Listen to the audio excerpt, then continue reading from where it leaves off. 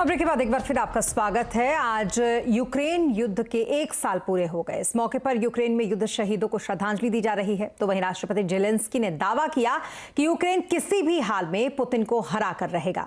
वहीं पुतिन की तरफ से दावे किए जा रहे हैं कि उनकी सेना युद्ध में काफी हद तक जीत चुकी है। इस बीच संयुक्त राष्ट्र ने एक बार फिर से रूस से कहा है कि वो तुरंत युद्ध को समाप्त करे। इसके लिए एक प्रस्ताव भी पास किया गया। हालांकि भारत वोटिंग से गैर हाजिर रहा। 1 साल के बाद हालात कैसे हैं कीव के, ये बताने के लिए हमारे साथ जुड़ रहे हैं हमारे संवाददाता संजय सूरी। संजय जी, पूरे 1 साल हो चुके हैं इस युद्ध को, लेकिन कोई अंत, कोई सॉल्यूशन निकलता हुआ इस युद्ध का नहीं दिख रहा।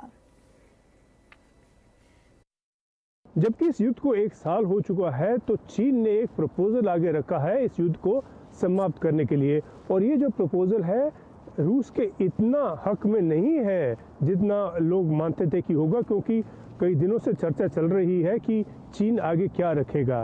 चीन ने कहा है कि हर देश की स्वतंत्रता का आदर करना चाहिए, उसकी ज़मीन का आदर करना चाहिए और यूनाइटेड नेशंस चार्टर का आदर करना चाहिए।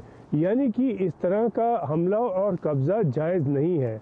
चीन ने यह भी कहा है कि न्यूक्लियर जो रास्ता है, कोई रास्ता नहीं हो सकता, इस रास्ते को असंभव मानना चाहिए और ये बात सोचनी भी नहीं चाहिए, इस रास्ते पे चलना तो दूर रहा।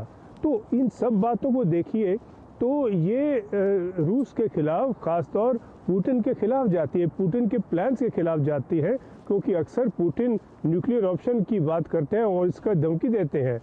तो अब देखने की बात है कि ये कहाँ तक आगे बात चलती है। जेलेंस्की ने ज़रूर कहा है कि वो इंतज़ार कर रहे हैं कि चीन क्या आगे प्रपोज करता है, क्या सलाह देता है। और जबकि चीन की ये सलाह सामने आ चुकी है, तो जेलेंस्की का कहना है कि वो इस पर गौर करेंगे। और ये बात जो है गंभीरता से ली जा रही है, क्योंकि अब देखा जाए तो ये जो युद्ध है यूक्रेन पर तो बहुत बुरा इसका असर पड़ा है। कितनी जानें गई हैं, आसपास इमारतें, वहाँ पे जो है इंफ्रास्ट्रक्चर ख़त्म हो चुका है कई जगह, और इतना जो इकोनॉमी जो है वो एकदम बैठ गई है। तो यहाँ तो नुकसान हुआ तो हुआ, लेकिन सवाल यह है कि रूस को क्या मिला। रूस ने एक के बाद एक जो है हार मानी।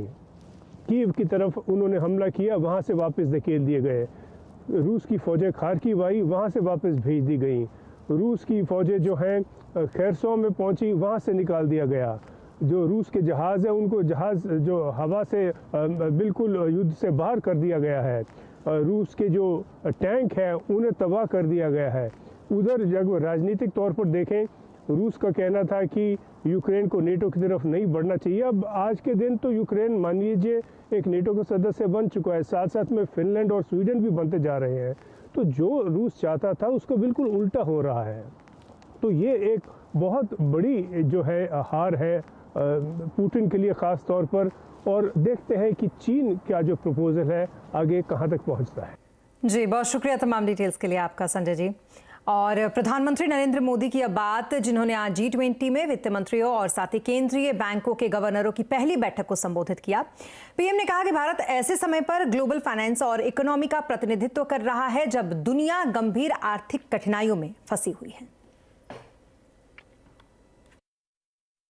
Marks the first ministerial level dialogue under India's G20 presidency. Even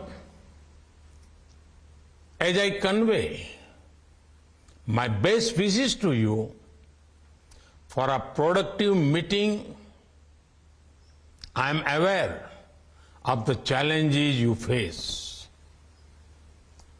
You represent the leadership of global finance and economy at a time when the world is facing serious economic difficulties.